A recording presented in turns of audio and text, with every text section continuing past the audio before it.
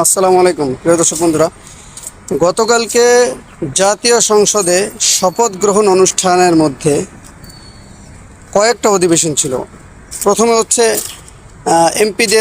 MP হিসেবে শপথ গ্রহণ, দ্বিতীয় হচ্ছে মন্ত্রী হিসেবে শপথ গ্রহণ, প্লাস এখানে জাতীয় আমাদের যে জাতির সামনে যে একটি গণ অভ্যুত্থান হয়েছে, যেই গণ অভ্যুত্থানের ফলশ্রুতিতে আজকে 2026 সালে এই নির্বাচন হয়েছে। তো এই গণ অভ্যুত্থানকে কেন্দ্র করে একটি শপথ নেয়ার কথা ছিল সকলের।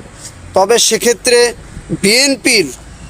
বিএনপির এমপি এবং মন্ত্রীদের তারা খুব নারাজ এই শপথটি গ্রহণ করার ক্ষেত্রে।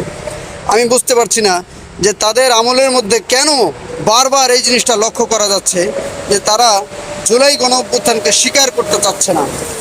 আমার একটা প্রশ্ন হচ্ছে যে আপনারা যদি জুলাই গণ অভ্যুত্থানকে যদি স্বীকার না করেন, তাহলে তো আপনাদের এই ভোট, আপনাদের এই শপথ, আপনাদের এই সবই তো বেমানান হয়ে যায়, সবই তো ইলিগাল হয়ে যায়। সুতরাং আমি সবাইকে বলবো যে এই জিনিসটা অবশ্যই একটু খেয়াল করবেন যে জুলাই গণ অভ্যুত্থানকে যদি কেউ স্বীকার না করে, তাহলে এই রাজনীতি বা এই বর্তমানে এই ভোট বা এই সংসদে যে আপনি শপথ গ্রহণ করা, কোনো কিছুরই তো কোনো ভ্যালিড থাকে না।